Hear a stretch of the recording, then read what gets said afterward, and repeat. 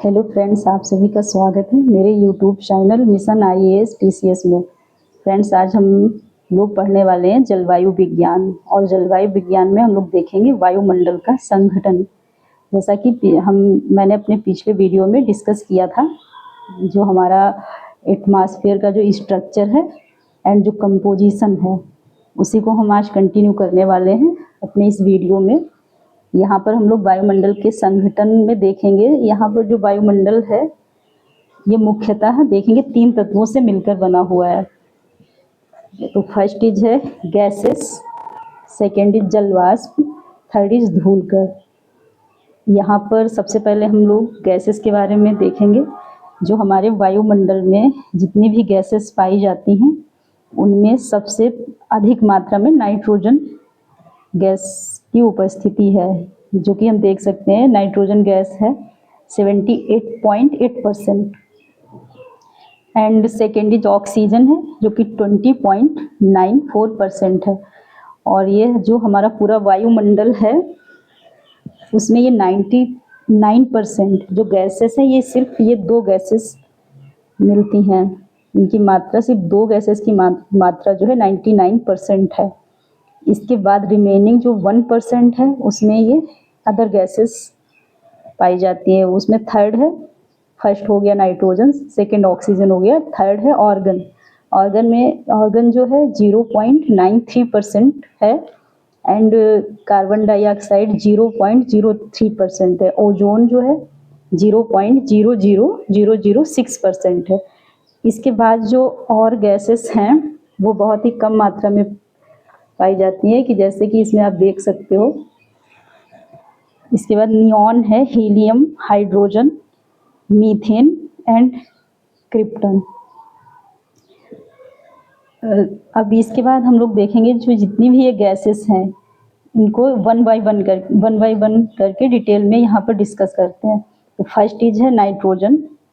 Nitrogen gas जो है ये हमारे जो वनस्पतियाँ हैं उनके लिए प्रोटीन का निर्माण करती है और ये गैस जो है आग को नियंत्रित करती है। फ्रेंड्स, जैसे कि फिलहाल यूपीएससी सिविल सर्विसेज में इस टाइप में क्वेश्चन नहीं पूछता है, बट अदर कॉम्पिटिटिव एग्जाम है जो भी, उनमें ये पूछा भी जा सकता है। कि जैसे कि क्वेश्चन है कि निम्नलिखित गैसेस में से कौन सी गैस आग को नियंत्रित करती है, और उसमें 4 ऑप्शन दे देगा अगर कोई भी गैसेस के नाम चारों में, तो उसमें यहाँ पर नाइट्रोजन करेक्ट होगा। एंड सेकेंड इज है ऑक्सीजन। ऑक्सीजन जो है इसको जीवनदायिनी गैस के रूप में जाना जाता है, क्योंकि ये संपूर्ण प्राणी जगत के लिए जीवनदायी गैस है।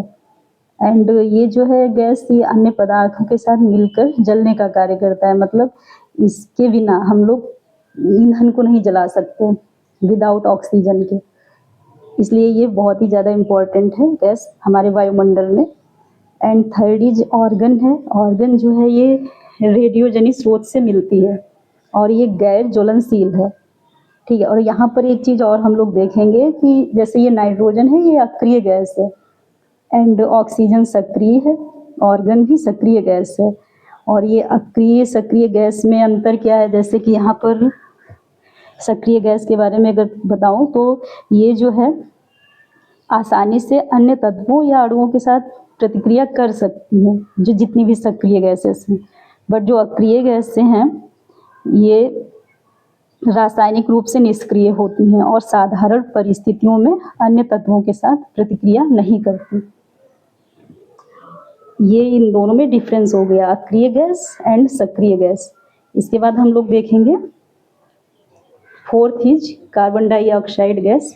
यह गैस भारी होती है और आयतन इसका अस्थिर होता है, जबकि अन्य गैसेस जो हैं वो उनका जो आयतन है लगभग स्थिर ही होता है, ठीक है। उसके बाद जैसे ये कार्बन डाइऑक्साइड जो गैस है ये सौर विकिरण जो सोलर रेडिएशन है जो हमारी पृथ्वी पर सन से जो हम लोग पृथ्वी पर आता है उसके लिए पारगम्य है, बट जो ये वापस जाता है हमारी पृथ्वी से, पार्थिव विकिरण जिसे कहते हैं, उसके लिए अपारगम्य है ये कार्बन डाइऑक्साइड गैस।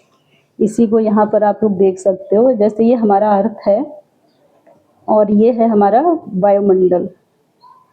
यहाँ पर सन है, सन से जो ये सोलर रेडिएशन हमारी पृथ्वी पर आता है, इसे शॉर्ट वेव लेंथ कहते हैं। और ये जो है ये ट्रांसपेरेंट होता है, ठीक है। और इसकी जो फ्रीक्वेंसी है आप लोग देख सकते हो बहुत अधिक होती है, इसलिए ये ट्रांसपेरेंट है। बट ये यहाँ आने के बाद जब वापस जाता है पृथ्वी से वायुमंडल में, तब ये जो वैसे तो चला जाता है, बट अगर यहाँ पर ग्रीन हाउस गैसेस पाई जाती हैं, जैसे कि यहाँ पर अगर CO2 ये है, फिर क्या होगा, ये जो इसे लॉन्ग वेवलेंथ बोलते हैं यहाँ से, और इसकी फ्रीक्वेंसी जो है लो होती है, लो फ्रीक्वेंसी होती है। और ये यहाँ पर ट्रांसपेरेंट नहीं है। जब ये ट्रांसपेरेंट नहीं है तो ये क्या होता है, यहाँ जाने के बाद ये वापस फिर पृथ्वी पर आ जाता है, जिससे ये हमारा पृथ्वी जो है गर्म हो रहा है। और इसी को हम लोग ग्रीन हाउस इफेक्ट बोलते हैं। यहाँ पर जितनी भी गैसेस हैं इसी को यहाँ पर बताया गया है कि जैसे ये सौर विकिरण के लिए तो पारगम्य है, मतलब ट्रांसपेरेंट है, यहाँ पर तो आ जाता है बट ये वापस नहीं जा पाता, ये CO2 की वजह से। जैसे अदर भी ग्रीन हाउस गैसेस होती है उसको हम लोग आगे डिस्कस करेंगे। यहाँ पर कार्बन डाइऑक्साइड की बात हो रही है, ठीक है। इसके बाद हम लोग देखेंगे ओजोन गैस। ये जो ओजोन गैस है ये हमारी पृथ्वी की सतह से, उसके बाद जो 18 किलोमीटर की ऊंचाई से और 35 किलोमीटर तक पाई जाती है। और जो ये ओजोन गैस है ये जो पृथ्वी पर सूर्य से परावैंगनी विकिरण आता है उसके कुछ अंश को अवशोषित कर लेती है और एक फिल्टर की तरह कार्य करती है ये गैस। जैसे कि आप यहाँ पर देख सकते हो, जैसे ये हमारा अर्थ है एंड ये है हमारा वायुमंडल, टोटल ये एरिया। और इसमें मैंने आपको पिछले वीडियो में बताया हुआ है ये लेयर्ड स्ट्रक्चर की जो मैं बात बोल रही थी, जिसमें ये लेयर्स 5 लेयर्स यहाँ पर देखने को मिलती है। फर्स्ट इज क्षोभ मंडल है और सेकंड इज समताप मंडल। तो ये जो क्षोभ मंडल और समताप मंडल में, जैसे यहाँ अर्थ से और ये क्षोभ मंडल के बीच की दूरी जो है 8 to 18 किलोमीटर्स है। इसके बाद जो है 18 से 50 किलोमीटर तक ये समताप मंडल है, ठीक है। तो ये समताप मंडल जो है यहाँ पर क्षोभ मंडल की ऊपरी सीमा से, और जैसे यहाँ पर 18 किलोमीटर से 35 किलोमीटर, जैसा कि वहाँ पर आप देख सकते हो, ये 18 से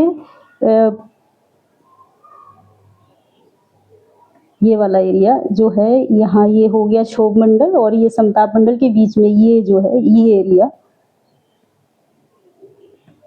इसकी जो दूरी है, जैसे कि यहाँ पर आप देखिए, जैसे ये दूरी जो है ये कितनी है, 18 से 35 किलोमीटर। इसी को बताया गया है 18 से 35 किलोमीटर। ये टोटल तो 18 से 50 है यहाँ की दूरी, और ये जो बीच में ये इतना एरिया, ये 18 से 35 किलोमीटर है। यहीं पर ओजोन गैस देखने को मिलती है, जो कि हमारा ये जो जैसे यहाँ, हाँ, ये जो UV रेज है, जैसे ये जो परावैंगनी विकिरण की बात हो रही है, यहाँ पर हम लोग देखेंगे। जैसे ये हमारा सन है, सन से जो सोलर रेडिएशन है, ठीक है। यहाँ पर जैसे ये गामा, इसका कई रूप में आता है, इसके कई वेव्स हैं, इलेक्ट्रोमैग्नेटिक वेव्स हैं, ये विद्युत चुंबकीय तरंगे। तो यहाँ पर फर्स्ट है gamma rays, second X rays, third is UV rays, fourth is visual light rays, and fifth is infrared rays, last है माइक्रोवेव्स। फिर क्या है, इसमें जो UV रेज है, इसमें भी UV रेज जो है ये 3 टाइप्स की है। फर्स्ट है A, second B, third C। फिर क्या है, ये जो A रेज है इसमें ये सबसे लॉन्गेस्ट वेवलेंथ इसकी होती है, और ये पृथ्वी पर बहुत कम मात्रा में आता है, ठीक है। और ये जो B है ये भी पृथ्वी पर आती है ये रेज, बट ये इससे भी कम मात्रा में आती है। और लास्ट है C, जिसकी बात यहाँ पर हो रही है। ओजोन गैस जो है इस रेज को पृथ्वी तक नहीं आने देती, क्योंकि ये जो है ये सबसे ज़्यादा खतरनाक है, और इसकी जो वेवलेंथ है सबसे शॉर्ट है, ये शॉर्टेस्ट वेवलेंथ इसकी होती है। और ओजोन गैस इसे पृथ्वी पर नहीं आने देती, क्योंकि अगर ये पृथ्वी पर आएगी ना तो इससे बहुत ज़्यादा ये खतरनाक है। यहाँ पर इसका ओजोन गैस का मेन रोल होता है इसको कंट्रोल करने में। इसके बाद हम लोग देखेंगे जो ये लास्ट में जैसे जो अदर गैसेस जिनकी बात मैं कर रही थी, जैसे कि हीलियम है, नियॉन है, ऑर्गन है, रेडॉन है। ठीक है, यहाँ पर क्या है जैसे कि ये हीलियम गैस है, ऐसे इसमें भी इस तरीके के भी क्वेश्चन आए हुए हैं कॉम्पिटिटिव एग्जाम में। जैसे कि हीलियम गैस पूछ लेगा कि कौन सी गैस, ये समुद्री जो गोताखोर होते हैं उनको जो जब वो समुद्र में जाते हैं तो सांस लेने के लिए उसमें किस गैस का यूज होता है। ठीक है, तो वहाँ पर ऑक्सीजन के साथ हीलियम गैस का मिश्रण जो होता है वो उसमें यूज किया जाता है वहाँ पर उन लोगों के लिए। और जो गुब्बारे होते हैं उनमें भी ये हीलियम गैस ही भरा जाता है, क्योंकि ये हीलियम गैस ना ये हवा से भी हल्की होती है और ज्वलनशील भी नहीं होती है, इसलिए ये गुब्बारे में भरी जाती है, क्योंकि इतनी हल्की होती है तो गुब्बारे ऊपर तक चल जा सकते हैं। इसके बाद नियॉन गैस है, ये है विद्युत संकेतकों और रोशनी के लिए इसका यूज होता है। जैसे कि आपने देखा होगा जो ये चमकदार, जैसे कि ये जो एड्स होते हैं आपने देखे होंगे, बोर्ड जो होते हैं जिसमें एड्स एड्स दिखते हैं, वहाँ पर जो लाइट होती है उसमें ये नियॉन गैस का ही यूज होता है। विज्ञापन के लिए जो साइन बोर्ड होते हैं, जैसे टेलीविज़न ट्यूब होता है, इन सब चीज़ों में उच्च वोल्टेज जो उसमें संकेतक होते हैं वहाँ पर नियॉन गैस का यूज होता है। उसके बाद देखेंगे ऑर्गन जो है ये विद्युत बल्बों में, रेडियो वाल्वों में और ट्यूब में इसका यूज होता है। रेडॉन है, ये कुछ चिकित्सा उपचारों में इसका यूज किया जाता है। तो फ्रेंड्स यहाँ पर ये कंप्लीट होता है। जैसे कि मैंने कल अपने लास्ट वीडियो में भी डिस्कस किया था कि जो ये वायुमंडल का संगठन है इसमें ये 3 तत्व हैं, तो ये जो फर्स्ट है ये गैस, ये कंप्लीट हो गया। अब सेकंड हम लोग देखेंगे जल वाष्प। जल वाष्प में हम लोग देखेंगे जैसे कि ये वायुमंडल में उपस्थित परिवर्तनशील गैस है जो ऊंचाई के साथ घटती है। इसमें यहाँ पर देखिए जैसे कि हवा के कुल आयतन का 4%, मीन्स अगर ये हवा है 100%, ठीक है, तो जल वाष्प इसमें 4% जल वाष्प भी देखने को मिलेगा। ठीक है, उसके बाद यहाँ पर ये जो है कुल जलमंडल का 0.03%, इट मीन्स जैसे कि हमारे टोटल जलमंडल में 100% है वाटर। ओके, इसमें से 97% हमारे ओशंस के पास है, ठीक है, सागर के पास, वो सॉल्ट वाटर के रूप में है। रिमेनिंग जो है 3%, 97% ये हो गया। उसके बाद जो 3% जो बचा हुआ है वो हमारा है फ्रेश वाटर, इसी को कहते हैं मीठा जल। इसमें क्या है, इसमें 3% में, इसमें 3% का 69% जो है वो ग्लेशियर्स के पास है, एंड 3% का 30% जो है वो ज़मीन के अंदर है। उसके बाद जो रिमेनिंग 1% है उसमें देखिए ये है, ये सरफेस वाटर है, और ये जो 1% है इसका जो है 3% ये हमारे एटमॉस्फेयर में जल वाष्प के रूप में पाया जाता है। ये जो यहाँ पर 0.03% जलमंडल का है, यही इसी की बात हो रही है। ये इतना है 1% का 3%। ठीक है, इसके बाद क्या है, और ये जो है जलवाष्प ये ठोस, द्रव, गैस तीनों अवस्थाओं में उपस्थित रहता है यहाँ पर वायुमंडल में। ठीक है, जलवाष्प जो है एक प्राकृतिक ग्रीन हाउस गैस है, ठीक है, जो कि वायुमंडल में 95% है। 95% मीन्स जैसे कि ये प्राकृतिक ग्रीन हाउस गैस है, और अदर मेन मेड होती हैं।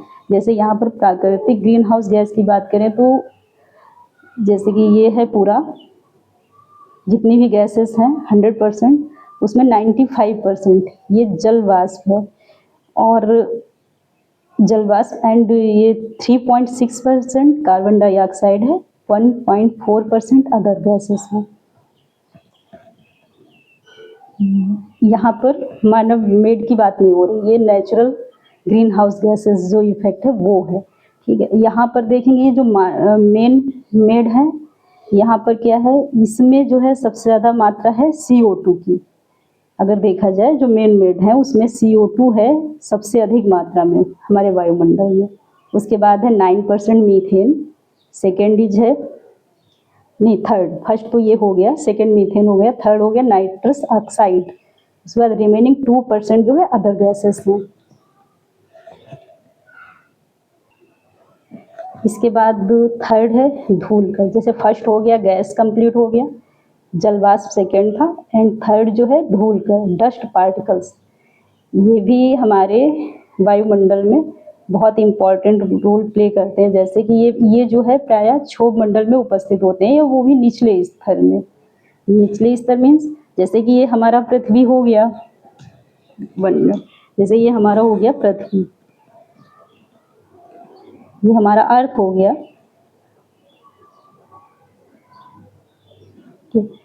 अर्थ के बाद जैसे कि ये है हमारा क्षोभ मंडल।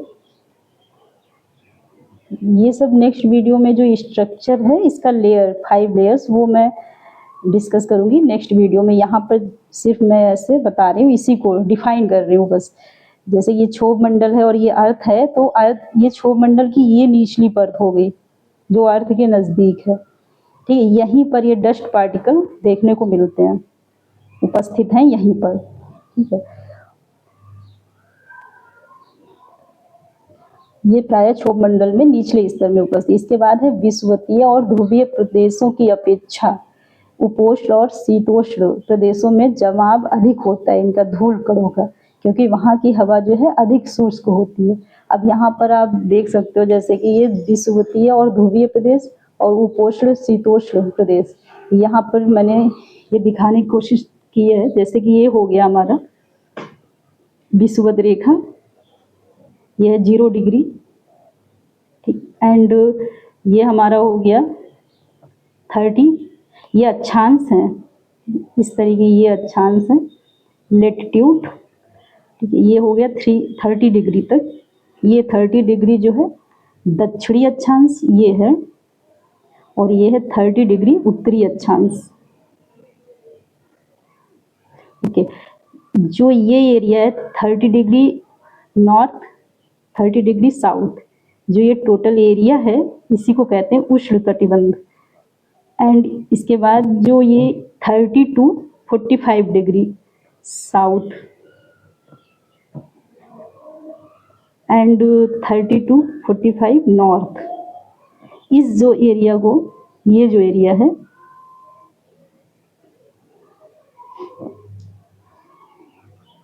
इसी को कहते हैं उपोष्ण कटिबंध। एंड इसके बाद जो 30 से 45 तक हो गया उपोष्ण, एंड इसके बाद 45 टू ये 66 साउथ, एंड ये है 66 नॉर्थ। जो इसके बीच का एरिया है 45 टू 66 डिग्री, इसे बोल रहे हैं शीतोष्ण कटिबंध। एंड लास्ट है जो 66 टू 90 डिग्री, ये हो गया शीत या ध्रुवीय कटिबंध।